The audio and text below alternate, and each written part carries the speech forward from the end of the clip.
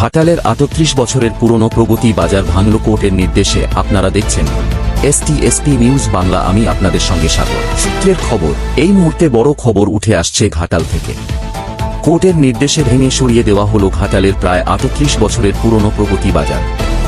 ঘাটাল থানার পাঁশকুড়া বাসস্ট্যান্ড ও কলেজ মোড় সংলগ্ন এই বাজারে দীর্ঘদিন ধরে চলত শতাধিক ব্যবসায়িক জীবিকা। আজ প্রশাসনের উপস্থিতিতে বাজার উচ্ছেদ করা হয়। সবজি বিক্রেতাদের পাশাপাশি চিকেন, মটন, ফুল ও ফলের দোকানও ভেঙে ফেলা হয়। গতকাল মাইকিং করে উচ্ছেদের অ্যানাউন্সমেন্ট করা হয়েছিল বলে জানা গিয়েছে। হঠাৎ এই উচ্ছেদ অভিযানে কান্নায় ভেঙে পড়েন বহু ব্যবসায়ী। তাদের অভিযোগ, কয়েক দশকের ব্যবসা মুহূর্তে হারিয়ে নিঃস্ব হয়ে পড়েছেন তারা। নতুন সরকার ও এলাকার বিধায়কের কাছে তাদের একটাই আবেদন, উপযুক্ত পুনর্বাসনের ব্যবস্থা করা হোক। তবে প্রশাসনের দাবি, আদালতের নির্দেশ মেনেই এই উচ্ছেদ অভিযান চালানো হয়েছে। আপনারা দেখছেন এসটিএসপি নিউজ বাংলা। আরও খবরের আপডেট পেতে সঙ্গে থাকুন। এটা পূর্ব, এটা পশ্চিম, ওইটা উত্তর, এটা দক্ষিণ। বোঝা গেল, প্রত্যেকের ডিউটি বুঝে গেছে। আপনারা ছবি তুলে নিয়েছেন। আমরা রাস্তাটাকে পূর্ব ধরে, এটাকে পূর্ব ধরি, আমাদের ব্যাক সাইড হচ্ছে পশ্চিম, লেফট হ্যান্ড হচ্ছে নর্থ, রাইট হ্যান্ড হচ্ছে সাউথ। এই করে আমরা ডিটেলমেন্ট করেছি। ফুড পেট্রোল এবং ক্রিকেট প্রত্যেকের ডিউটি এখানে নিয়ে নির্দিষ্ট অফিসারকে খুঁজে নিয়ে ওখানে চলে যান। আর ডিটেলমেন্ট আছে, নাহলে ছবি তুলে নিন, জান নাই।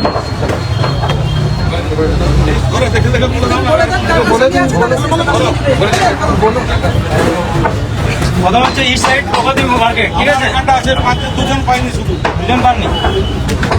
ওই মারাম স্যার আছেন, তার সাথে এএসআই লক্ষ্মী সরেন আছেন, এএসআই এমডি সামুল আলী আছেন, কনস্টেবল 1971 বিসি পাতর, কনস্টেবল 1574 একে সিংহা, হোমগার্ড 0191।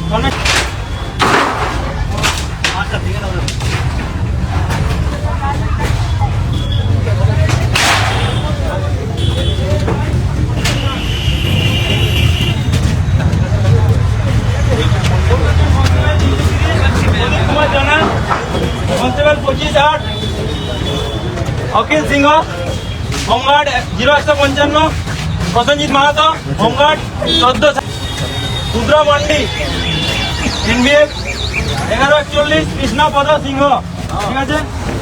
এর সাথে এলসিও আছেন। এলসি হচ্ছে 2685 বেলা রানী সোরেন, এলসি 2045।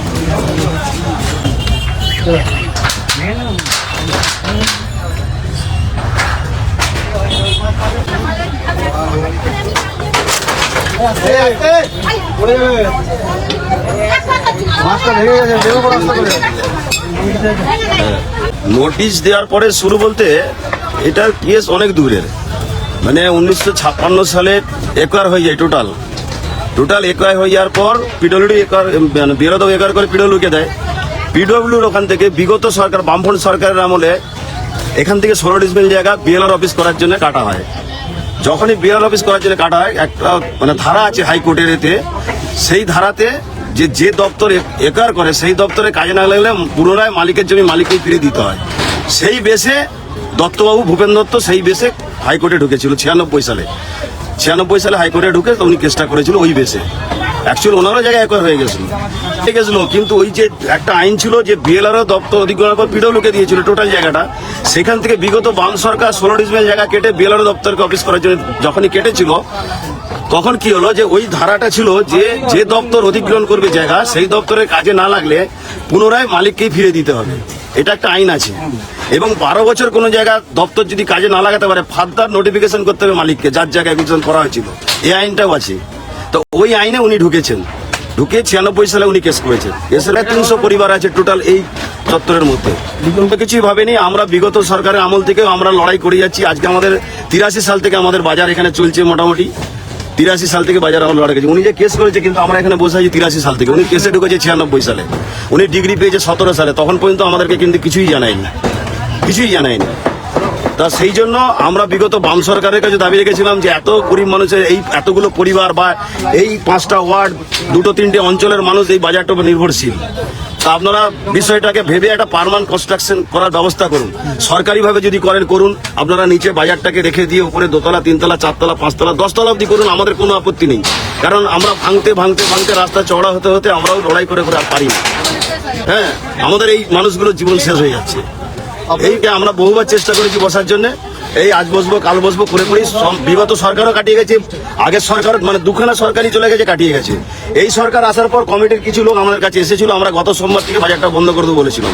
তো ওনারা বললো যে মানুষের পরিষেবাটা বন্ধ করা যাবে না, আপনারা বাজারটা চালু রাখুন। কমিটিকে বললো যে আপনারা বাজারটা চালু রাখুন, আমরা বিষয়টা দেখছি। ওনাদেরকে আমরা বললাম ঠিক আছে, আপনারা যখন এসেছেন আপনারা একটা পার্মানেন্ট সলিউশন করার চেষ্টা করুন। আমরা ঠিক আছে বলছেন যখন আমরা বাজার সচল রাখছি বলে আমরা বাজার সচল রেখেছি পেয়েছি। আমরা তো কোর্টকে অমান্য করতে পারি না, আমরা সাধারণ গরিব মানুষ, এরা ব্যবসা করে খায়, এরা তো আর লড়াই করতে পারবে না প্রশাসনের সাথে। আমরা তো লড়াই করতে পারবো না প্রশাসনের সাথে, আমরা তো লড়াই করতেও চাই না। আমরা বারবার বলছি একটা পার্মানেন্ট সলিউশন হোক, সেটা পৌরসভা ভিত্তিক করুক, এমএলএ সাহেব বসুক এবং এসডিও সাহেব বসুক, সমস্ত স্তরের বসে একটা যদি পার্মানেন্ট সলিউশন করে তাতে মনে হয় আমার ভালো হয়। তাতে এবারের মানুষেরও বাজারটার প্রয়োজনীয়তা মিটবে এবং এই মানুষগুলোর সারা লাইফের জন্য একটা হবে। এখনো পর্যন্ত কোনো পুনর্বাসনের আশ্বাস পাইনি, কিন্তু আমরা প্রত্যেকের কাছে একটা কথাই বলছি, আপনাদের মাধ্যমে জানাচ্ছি, আপনারা এটা করুন যে যাতে করে বাজারটাকে রেখে দিয়ে স্থায়ী সমাধান যাতে করা যায়। এই এতগুলো মানুষ যেমন করে খাচ্ছে এবং এই এলাকার 5টা ওয়ার্ডের মানুষ প্লাস হচ্ছে 3টে অঞ্চলের মানুষ এই বাজারটার উপর নির্ভরশীল। রাস্তা ভেঙেছে, সম্প্রসারণ হয়েছে, আমরা পিছিয়ে এসেছি। এবার আমরা তো এত কিছু বুঝতে পারছি না যে এটা কার জায়গা, এর জায়গা, উমুকের জায়গা, সরকারি জায়গা, আমরা তো বুঝতে পারছি না বা আমাদেরকে কেউ বলেওনি। বরং আমার মিথ্যা কথা বলবো না, আমাদেরকে প্রশাসন সহযোগিতা করেছে বলে এত পুকুরটাকে বুঝিয়ে আমরা বাজারটা করেছি, এটাও তো অস্বীকার করার জায়গা নেই। হ্যাঁ, তো সেই জন্য আপনাদের মাধ্যমে আমাদের বলা যে বাজারটাকে রেখে দিয়ে যদি স্থায়ী পরিকল্পনা করে, আমাদের বর্তমান সরকার এসেছেন, আমার এমএলএর কাছেও দাবি থাকলো, সরকারের কাছে আমাদের দাবি যে বাজারকে প্রাধান্য দিয়ে মানুষের স্বার্থে বা এই গরিব মানুষের স্বার্থে, প্রত্যেকের স্বার্থে বজায় রেখে ওনারা কমপ্লেক্স করুক, যদি সরকারি কিছু করতে চাই করুক, কিন্তু বাজারটাকে রেখে দিয়ে তার পরিকল্পনাটা করুক। কারণ আমরা 39 বছর ধরে লড়াই করতে করতে আমরা আর পাচ্ছি না। আমার নাম অলোক পাল, আমি সভাপতি বাজারে।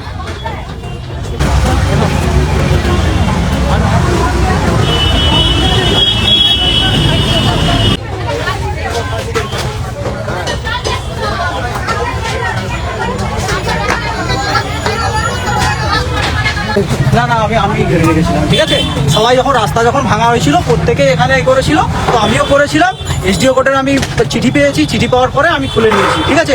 আমি আগে থেকে মাল সব ক্লিয়ার করে নিয়েছিলাম, যেহেতু আমাকে অর্ডার দিয়েছে, চিঠি দিয়েছে, তো তার জন্য ঠিক আছে, যেহেতু আমার ব্যক্তিগত তো নয়। আমি নিজে দোকানদারি, একটা লাইসেন্স আমার নামে, যেটা ফুড লাইসেন্স, সে ফুড লাইসেন্স আমার নামে করে আমি দোকানদারি করতাম। আপনি যাকে খুঁজে জিজ্ঞাসা করতে পারেন। লাইসেন্স ফুডের ব্যবসা করতাম, ফাস্টফুডের ব্যবসা করতাম।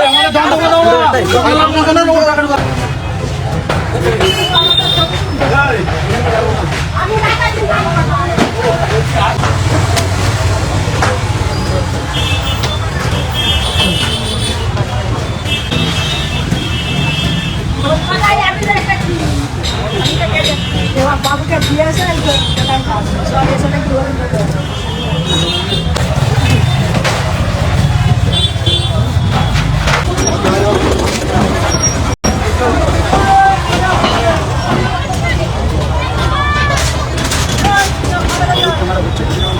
বর্তমান সরকার যে পুনরায় একটা পুনর্বাসন দেওয়া হোক, এতগুলা লোকের জীবিকা রুজি রুটির ব্যাপার আছে, সেইটাই আমি চাচ্ছি।